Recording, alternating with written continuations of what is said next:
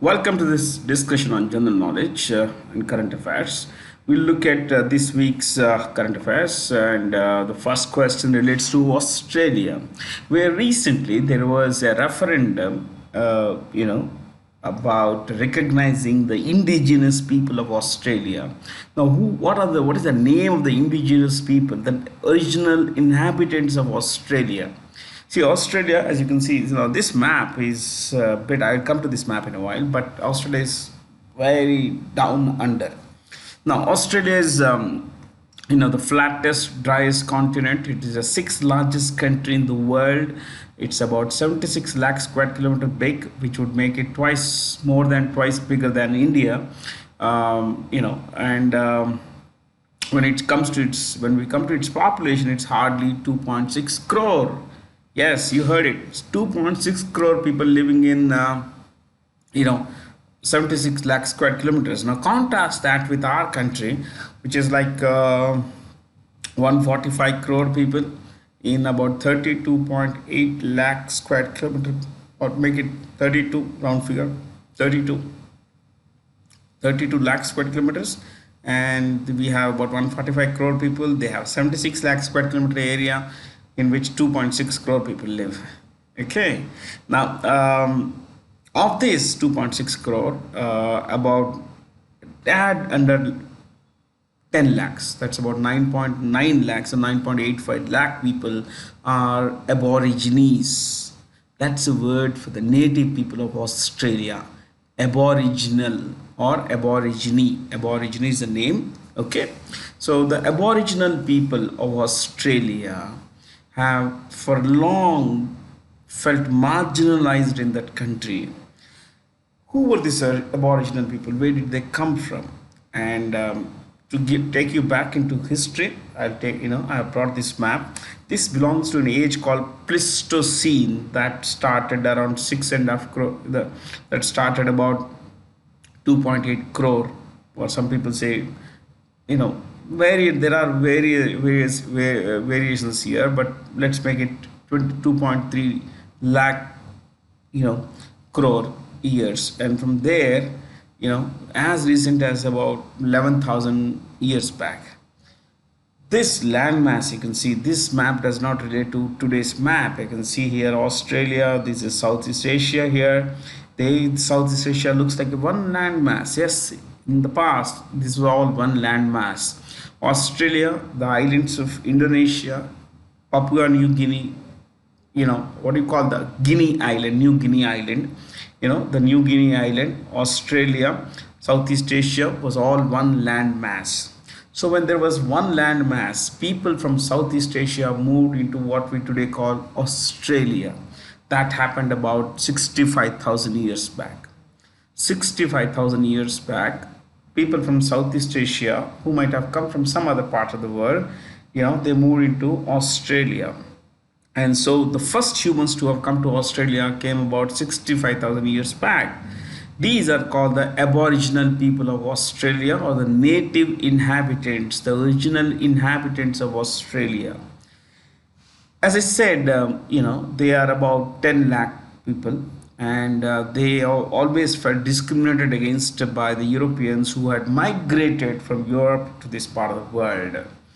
So Australia became a separate independent country. Of course, it still has a monarchy.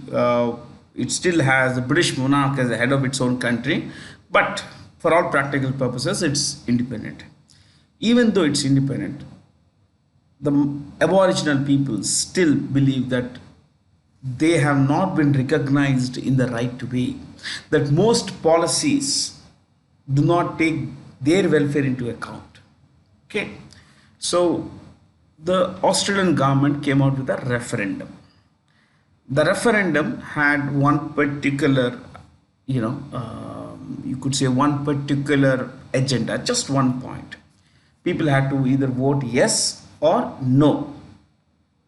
About what?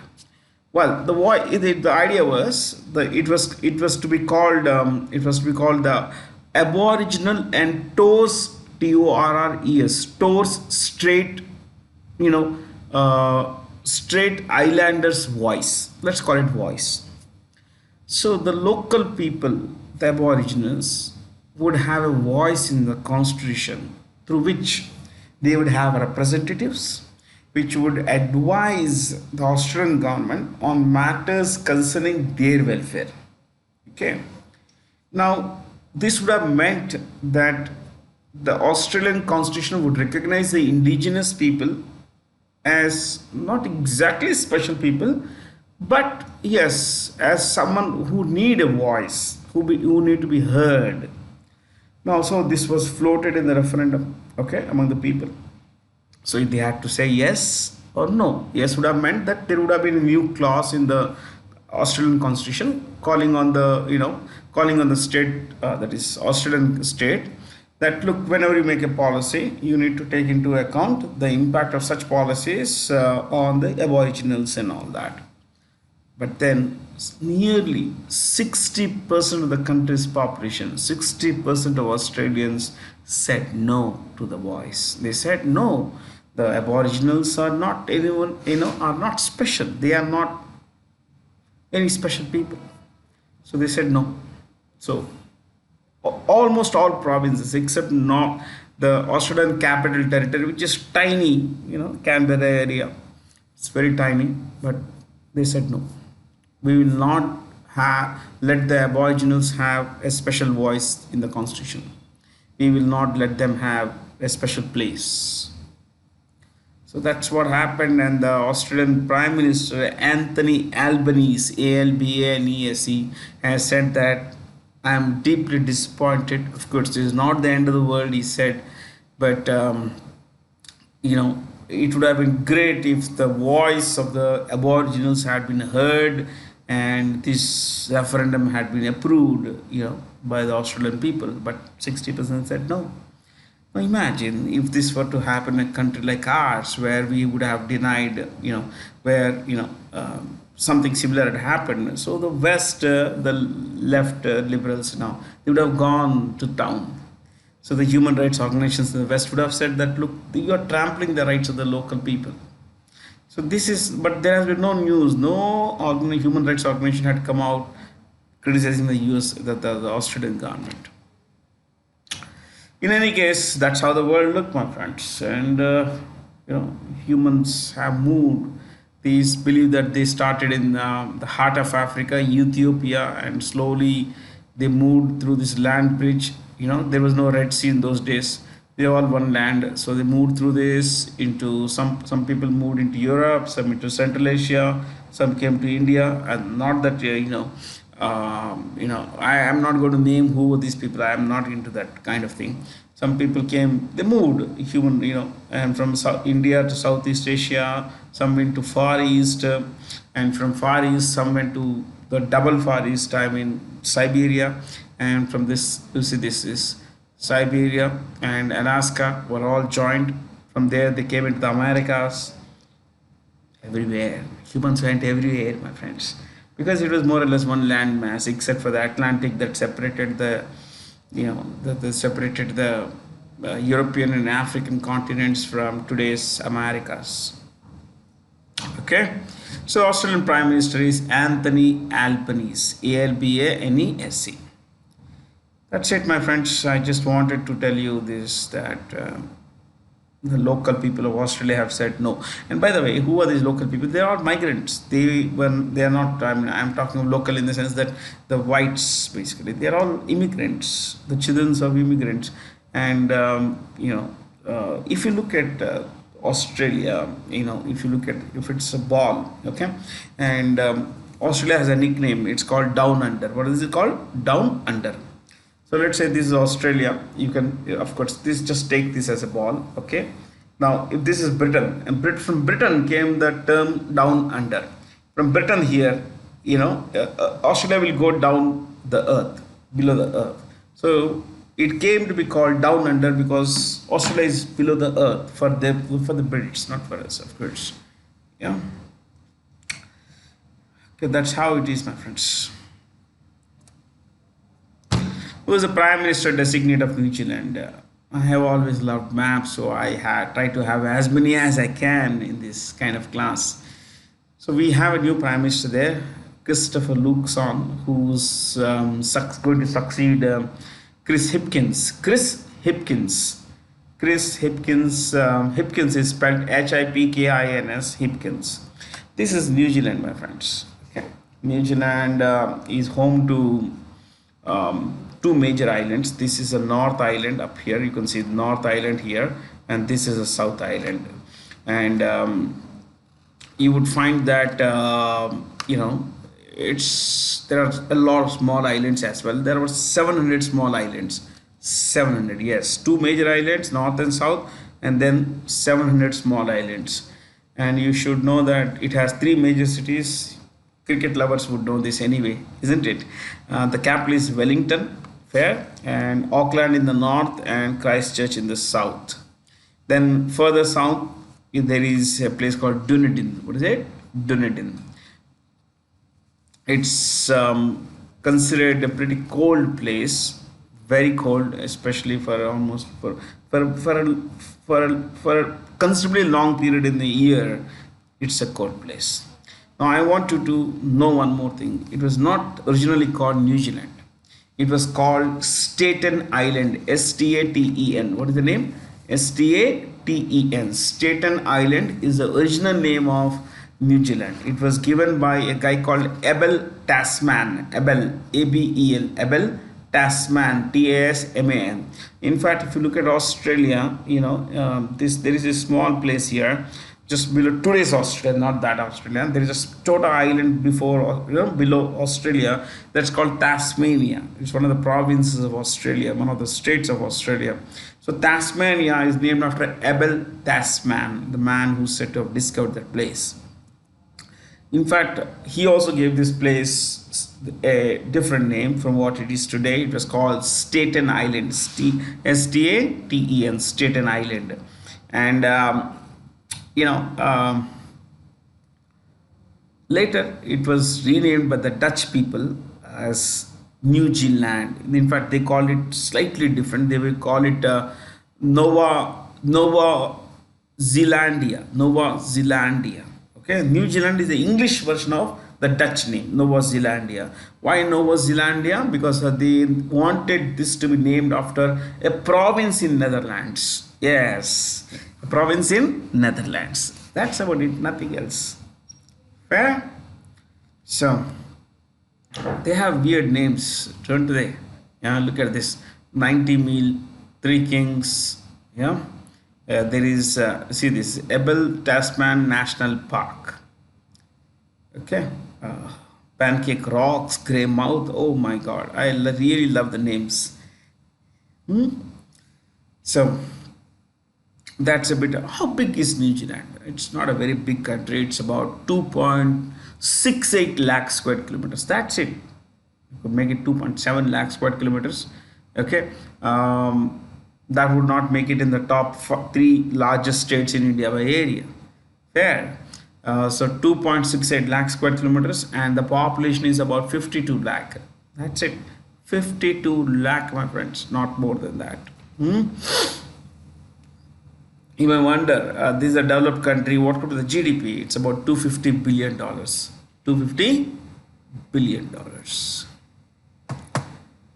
Which country topped the 15th annual Mercer CFA Institute Global Pension Index 2023? CFA is Chartered Financial Analyst Institute. They every year come up with this, come up, both are fine, with Global Pension Index, and this year it was topped by Netherlands.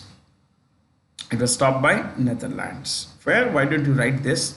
Netherlands was Global Pension Index number 1. Netherlands, number 2 Iceland, number 3 Denmark. In the order in which these 2, 3, 4 are mentioned, they are actually 1 to 3 in the ranking. 1, 2, 3. Netherlands being the first, having the best pension system, followed by Iceland, and then Denmark.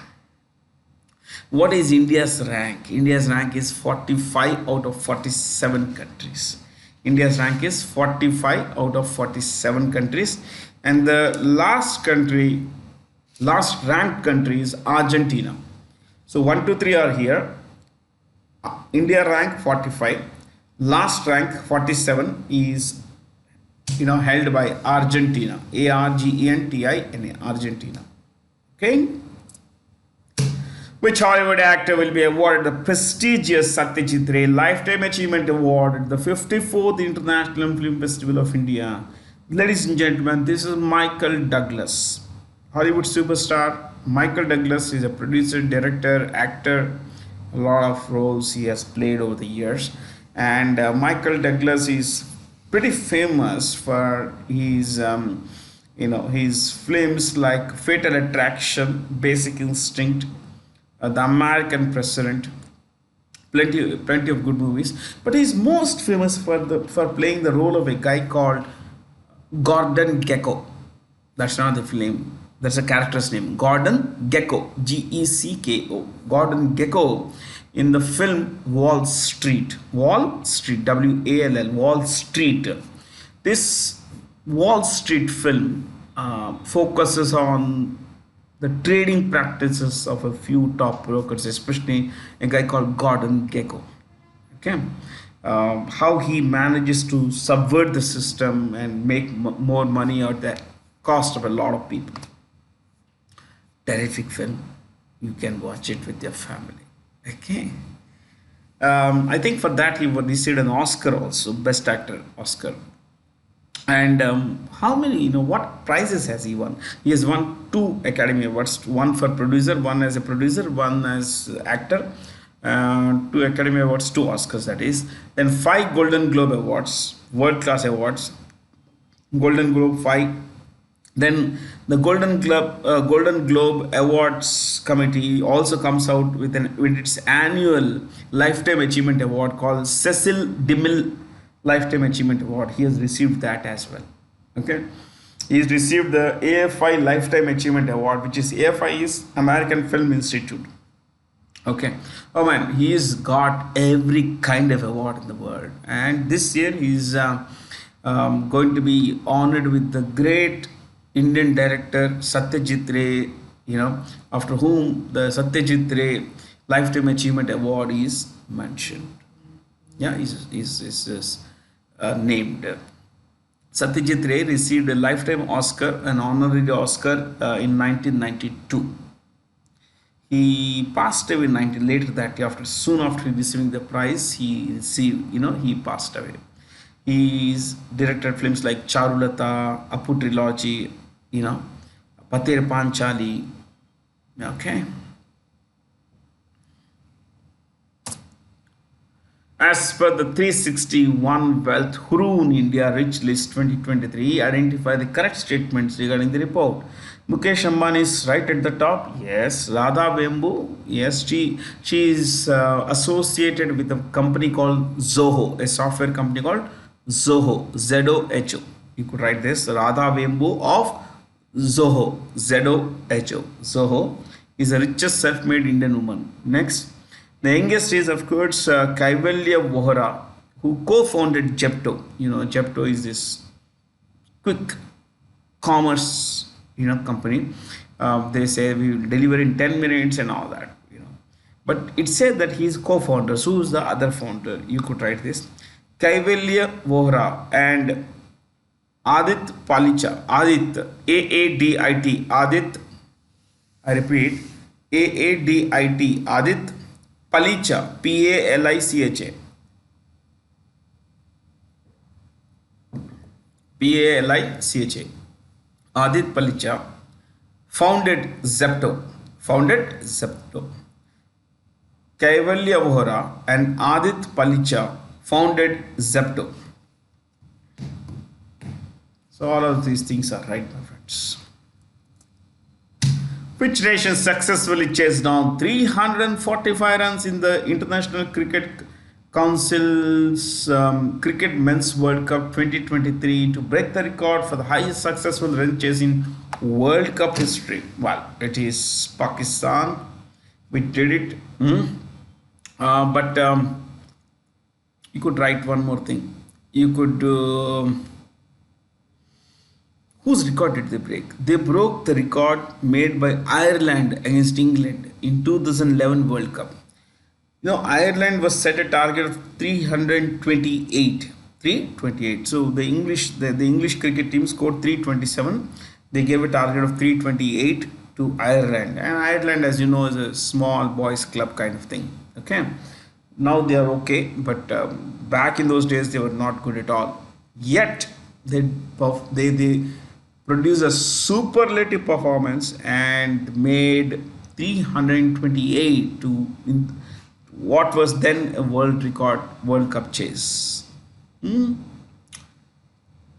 don't know who will win the World Cup, but it's already seen a lot of upsets. Basically, Afghanistan's defeated Pakistan. Yeah, Netherlands defeated England. So Nobel Peace Laureate Marty Ahtisaari, passed away recently. Between 1994 and 2000, he was the president of Finland. He received the Nobel Peace Prize. You could write this in the year 2008. 2008 Nobel Peace Prize. So he's the ex-president of Finland. Norway and Sweden. Okay. You want to write the names of the leaders of these countries. Norway, headed by a guy called Jonas Store, Jonas, Jonas Store, Store. It's pronounced Jonas actually. Then we have Sweden. Sweden's prime minister is Ulf Kristersson. I'll spell Ulf, ULF, Ulf Kristersson, Kris. I repeat, Kristersen, Kristersson. Switzerland's president is Alain Berset, Alain. I repeat, Alain, Alain Berset, Berset, Berset, Alain Berset. Okay, Alain Berset. Denmark, Mette Frederiksen. I'll spell Mette, Mette, Mette Frederiksen, Frederiksen,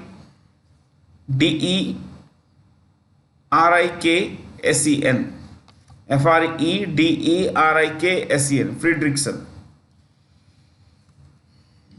Mette Frederiksen. Next. The third edition of the Global Maritime India Summit was held in Mumbai. When I say maritime, it's to do with why India has a major India is a major global maritime power, and that's the reason for that is that India has a long coastline. How long is India's coastline? 7,517 kilometers long. Peninsular India, island India. So you could write this: India's coastline 7517 kilometer, 7517 kilometers dash of which 5423 kilometers is peninsular India. Is along peninsular India. Is along peninsular India. Is along peninsular India. Okay. The rest is all under island coastlines. Andaman Nicobar Islands. You have, Lakshadweep. I recently found out because someone had asked this question. A little fellow in my building had asked this question. We have such a long coastline, so we can walk through the beaches, the entire from Gujarat to West Bengal. I was wondering, this sounds interesting, but do we have a beach? Entire stretch? No, we don't. I found this actually. So we have a 5423 square kilometer, 5423 kilometer long coastline along peninsular India. Just about 43% of this is beach. Okay, 43% of this is sandy beach. The rest are all mangroves, marshes, mud flats, rocky cliffs, Yeah, that's how it is, my friends. So it's very difficult to walk through them. At 35, Daniel Noboa recently became the youngest ever president of Ecuador. This is Ecuador. Ecuador here. Its capital is mentioned here, Quito. Quito, and you could write this. Currency, the president is already there. Currency, you could write United States dollar. United States dollar. Yes, yes. Its currency is US dollar. US dollar. So, US dollar. Why don't we write just the currencies? The presidents and all that are quite familiar to all of us, aren't they? We'll just stick to currencies this time. Usually I give the names of leaders, and all that. The capital is mentioned, and then we could look at, the currency this time around. Venezuela, this is Venezuela. The capital is mentioned, Caracas, but the currency is, you write Boliviano. No, Bolivar. Bolivar. Bolivar. Bolivar. Sam Bolivar is named. Yeah. Sam Bolivar was a Spanish South American leader who fought against the Spanish Empire for the freedom of these places. Okay, Spain ruled the whole of South America except Brazil, and some part here French Guyana, and this is British Guyana. Except for this portion, the entire whole of South America was ruled by Spain. That's why all these countries, you can see this from Venezuela, Colombia, Ecuador, Peru, you have Bolivia, you have Chile, Argentina, Uruguay, Paraguay, they all speak Spanish. Brazil was ruled by Portugal. Hence this, it's the long biggest Lusophone, Luso means Portuguese speaking country. Okay. So Venezuela, the currency is Bolivar, Bolivar, but generally it is not doing well because of high inflation. So unofficially the main currency here is the US dollar. Then Peru. Peru is here, pretty large country, the third biggest I think in South America. Peru's capital is Lima, as mentioned here. The currency is Sol, S-O-L, Sol. Colombia, this is Colombia. The capital is Bogota, and the currency here is Peso, P-E-S-O, Peso. Yes. Then Bolivia, this is Bolivia, and the currency is Boliviano. You write the word Bolivia and in the end put N-O, Boliviano. Okay. I have always, whenever I have looked at this South American thing, it looks like an ice cream cone eaten from the right, from one side basically. Apart from Lebanon, which country shares the border with Israel? This is Israel. We discussed Israel last week. Lebanon, apart from Lebanon. So Syria has a border, Jordan has a border, Egypt has a border. So three countries have a border. Okay.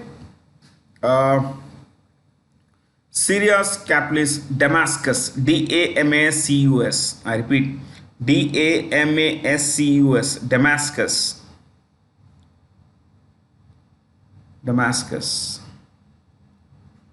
Then we have Jordan. Capital is Amman, A-M-M-A-N. I repeat, A-M-M-A-N, Amman. Egypt, Cairo, C-A-I-R-O, Cairo. Jordan is a monarchy, constitutional monarchy. So there is a Raja here. His name is Abdullah II. Okay. Syria is a dictatorship. So is Egypt. On paper, both are democracies, but they are dictatorships. Okay. Padma Vibhushan awardee Manohar Singh Gill passed away recently. Identify the correct statements about him. All of them are correct. Yeah, all of these are correct. I don't really look at the choices, the answer. I look at what's there on the screen. Now that it's Election Commission of India, he was an IAS officer, Election Commission of India, and all that. Why don't he was the Chief Election Commissioner of India? Why don't we write a bit about the names of the three election commissioners of India? Right, Election Commission of India. I repeat, Election Commission of India. I repeat, Election Commission of India. Underline that one.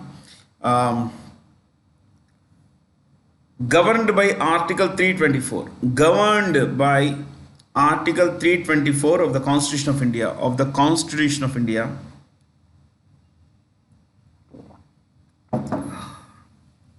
Next, Chief Election Commissioner dash Rajiv Kumar. Rajiv Kumar. Rajiv Kumar. Next, two election commissioners dash Anup Chandra Pandey, ANUP, Anup Chandra Pandey, and Arun Goel, Goel, Goel.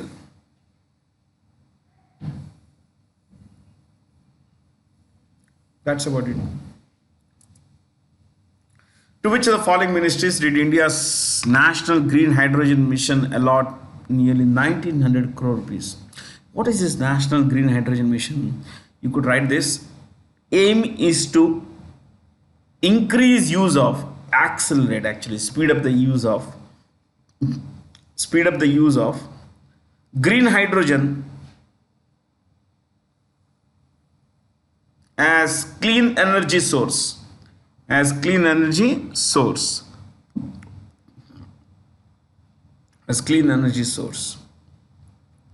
Okay. Who heads these ministries? These ministries? One, Ministry of Steel is held by the same guy who also holds the civil aviation portfolio. So you could write Ministry of Steel plus civil aviation. Civil aviation is, as you know, Jyotir Aditya Scindia.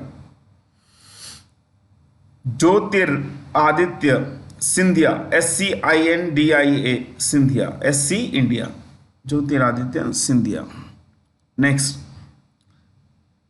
Ministry of Ports, Shipping and Waterways is headed by a guy called Sarbanand Sonowal, who also holds the Ayush Ministry. So you could write Ports, Shipping and Waterways plus Ayush. Ayurveda, Unani, Ayurveda, yoga, Unani, naturopathy, Siddha medicines, homeopathy, all that. So Ports, Shipping and Waterways plus Ayush, Sarbanand Sonowal. SARBANAND, Sarbanand Sonowal, SONOWAL, Sonowal.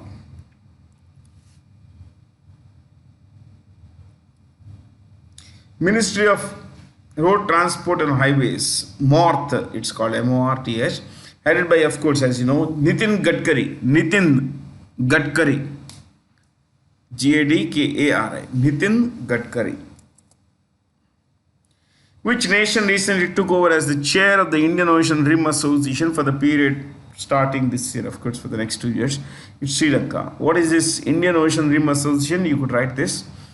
Established 1997.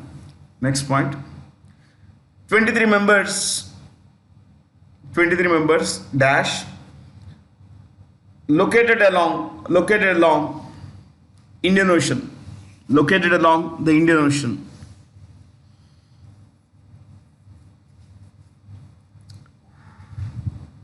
Next, Secretariat.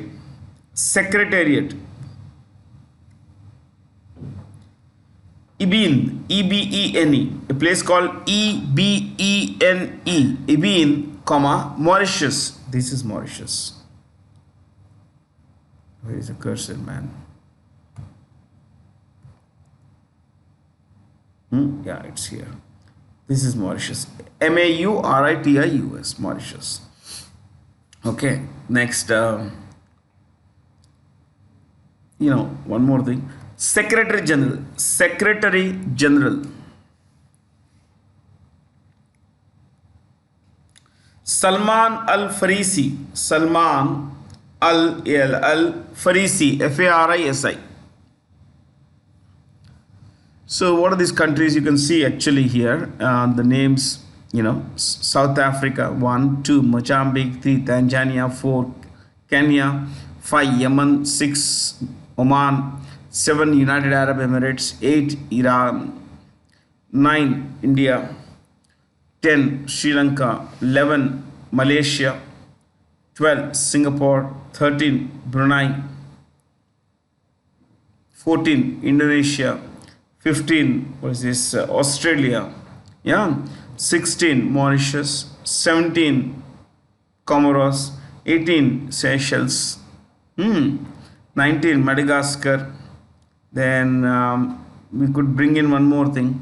We could bring in Bangladesh. 20. What's the 21st? France. Yes. How do you know France? We have Reunion Island here. Reunion is owned by France, so it's France. That's a member here. Okay.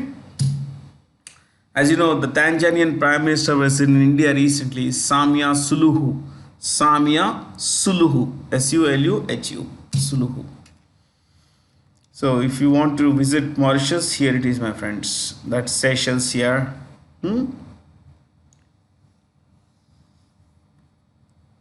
Okay, I guess that should be it.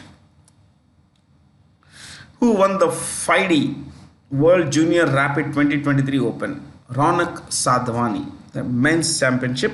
You could write FIDE World Junior Rapid 2023 Open. That's how it's written. Okay.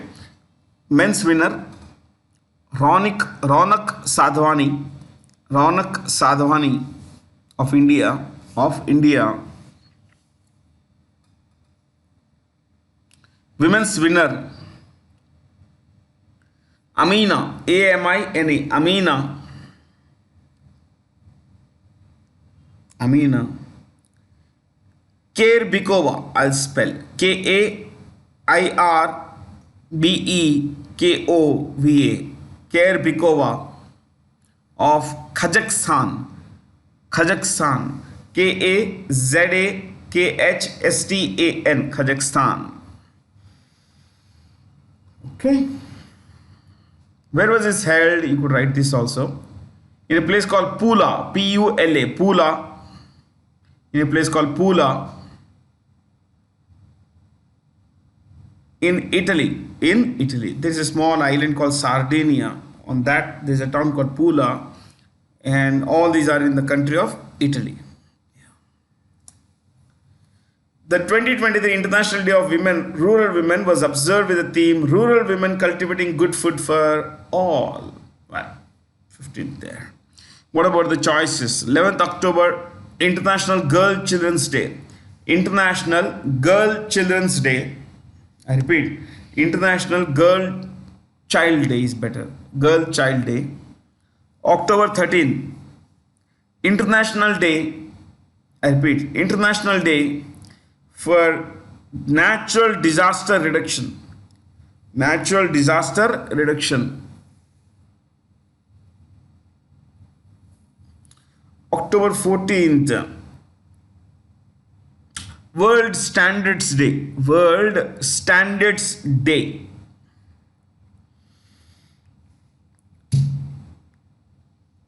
October 17th, you could write this. International Day for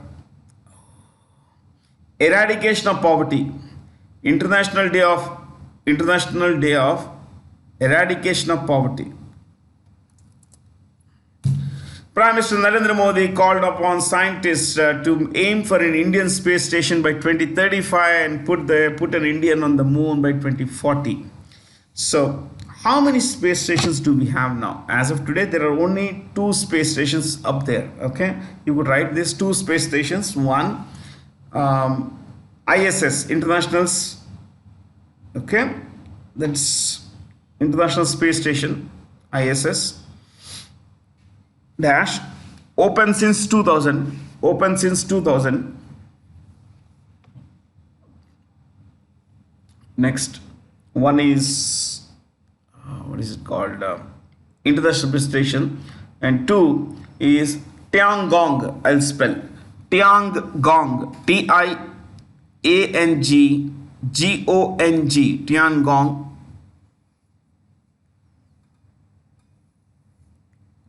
Tiangong. China. It's a Chinese thing.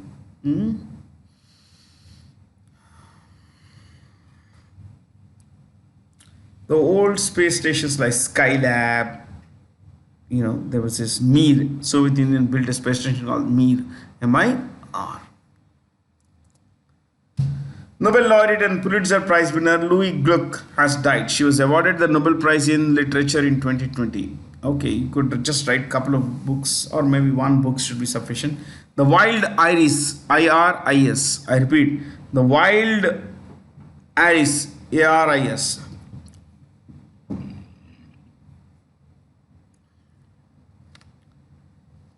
She's also the author of a book called The Triumph of Achilles. Achilles is the mythical hero who was more or less immortal except in his heel, because his mother had held him by the heels as she dipped him in the river Styx, STYX. Anyone who takes a dip in the river Styx becomes immortal, deathless. So she holds him by the heel and then dips him, he becomes immortal. So he goes on doing things that he normally would have not have done. So he challenges people. He's you could say that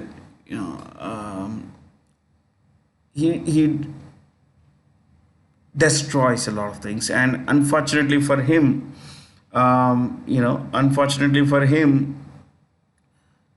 he's weak in his Achilles. In his heel, sorry. He's weak in his heel. So his enemies shoot an arrow at his heel. And that's how he dies. Yeah, you could know the story if you read this, story about Troy and all that stuff. Paris, Styx. These are the words you should know. Yeah, I went a bit slow here because I was not very sure if you would be familiar with these names. Yeah. It's okay, don't worry. The river in which he is dipped is called Styx, STYX. This is a story I learned way back. So the occasion came and so I told you this. So anyone's Achilles heel means it's their weak point. It's their weak point. Which country has agreed to supply the energy giant Shell with natural gas for 27 years? Qatar. This is the skyline of Doha. Okay. Qatar wants to be the undisputed power in this part of the world, but of course, sometimes you have to pick the right side and you have to choose what battles you want to fight. Maybe some other time we could discuss this, but what about natural gas in Qatar? Qatar is home to the third largest proven reserves of gas. You could write top 3 nations with proven reserves of gas, proven reserves of natural gas. Proven reserves of natural gas. Okay, underline that. 1, Russia. 2, Iran. And 3, Qatar. QATR. It's there. Qatar. So the biggest natural gas reserves could be found in Russia. Reserves I'm talking about. And 2, in the second place is Iran. Third place is Qatar. Down. Qatar is a very small country, my friends. Tiny country. It's there in the Gulf. And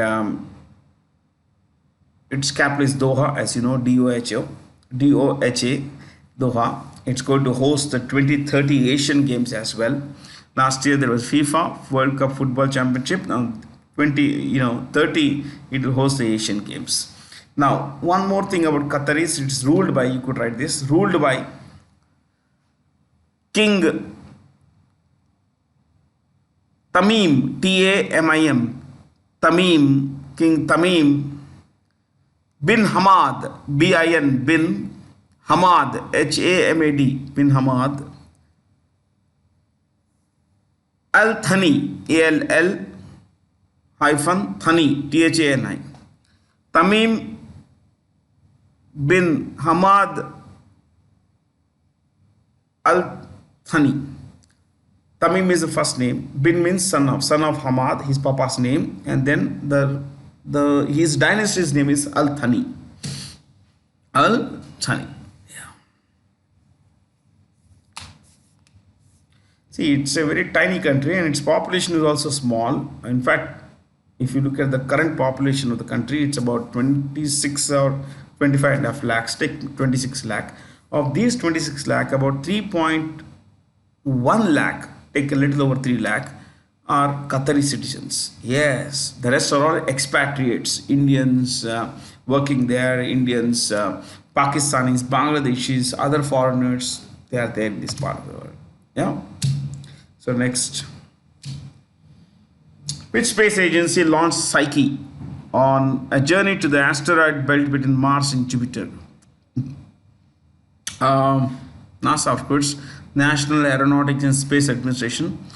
What exactly is this? See, Psyche, I have written there, is a mission from NASA to study a metal-rich asteroid with the same name, Psyche, located in the main asteroid belt between Mars and Jupiter. The first mission, this is NASA's first mission to study an asteroid that has more metal than ice or rock. Psyche, you could write this, is named after the Greek goddess of soul, Atma, S-O-U-L, Greek goddess of soul, the Greek goddess of soul.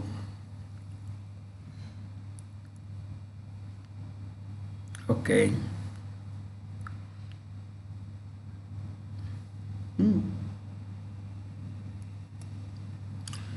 Which country is building the world's most powerful laser called Vulcan 2020?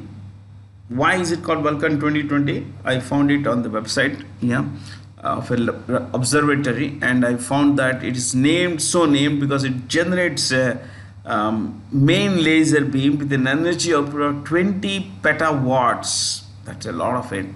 Alongside 8 high energy beams with a total output of 20 kilojoules. That's a lot of power, lot of power from a laser, my friends. So what is laser? Light amplification by stimulated emission of radiation. I repeat, light amplification by stimulated emission of radiation.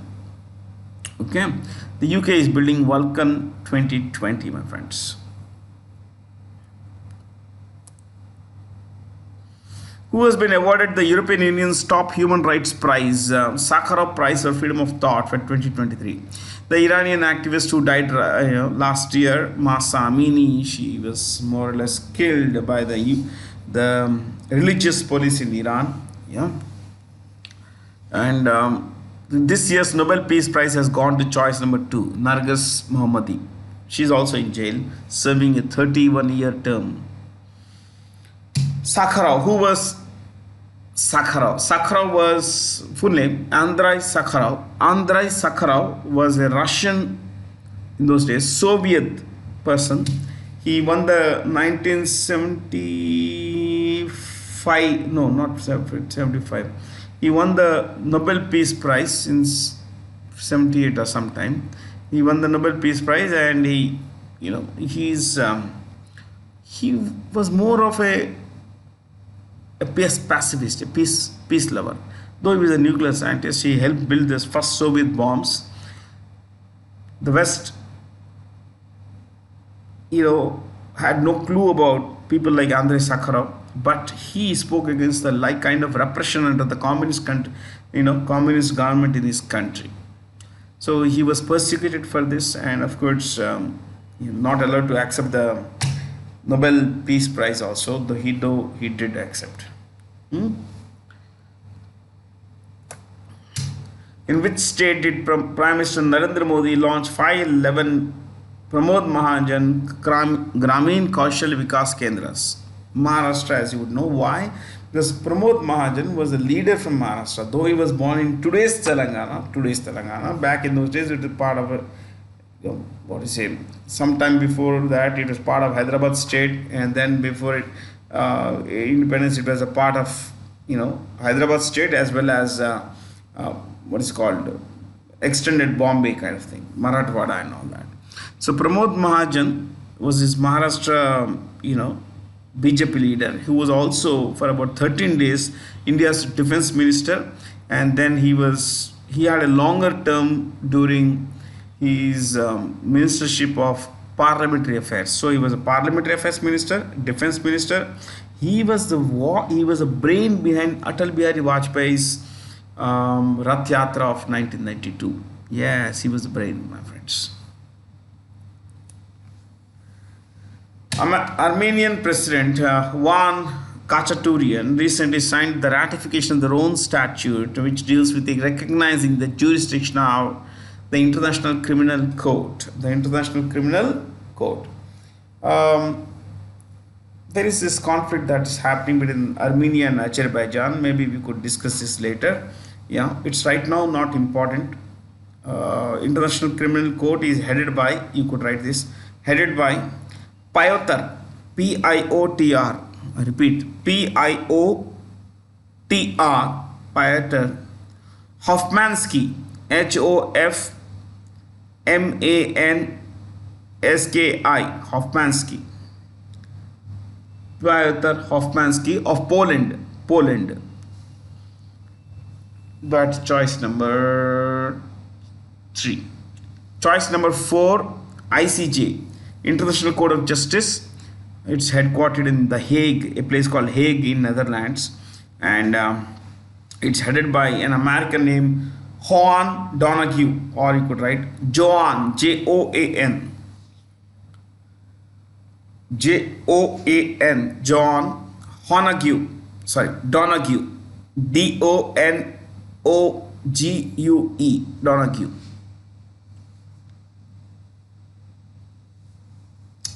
FIFA, the highest football governing body, you could write Gianni Infantino. The president is Gianni, Gianni. I repeat, Gianni, Gianni Infantino, Infantino, Infantino. Okay. UNESCO HCR, fine here. Under which operation did the Central Bureau of Investigation identify 76 locations across 11 states against organized cyber-enabled financial crimes? These days, a lot of these things like, links sent through, okay, you want to work, people ask you want to earn 20,000 per day? Yeah. All you have to do is to click on these links and all that. My God, it's a big scam, my friends. There is a phishing, all kinds of scams, my friends. Please be careful. Never ever reply to a number, if you are not familiar with the number. Okay. People, this morning I got a call from a message from +62. This is a scam thing. You can openly say this. So you select it on WhatsApp, block it at the top. That's it. Yeah. Just be careful. Praveen Sood is a CBI director. Praveen Sood, SOOD. In the 11th edition of the Sampriti 11 bilateral military exercise was recently organized between India and, of course, Bangladesh. Could we write the names of some exercises of these guys here? Yeah. Australia and India. So I'm talking about India and these countries. Okay. India, Australia, dash, pitch black, pitch, PITCH, pitch black, BLACK, pitch black, and Austra Hind, and Austra, AUSTRA, Austra Hind, HIND, Austra Hind. Next, Sri Lanka, Mitra Shakti, and Slinex, SLINEX, Slinex. Slinex is Sri Lanka India naval, exercise. That's it. Bangladesh Fire Sampriti. Indonesia, Garuda Shakti, one should be fine, but anyway, right, two, we could write. Garuda Shakti and Samudra Shakti. Garuda Shakti and Samudra Shakti. Then last one, USA. Vajra Prahar, VAJRA, Vajra Prahar, and Yuddha Abhyas, two exercises, Vajra Prahar, Yuddha Abhyas. Okay, that's all from Bharat C. Jain. Have a lot of fun. Thank you for being here. Stay curious.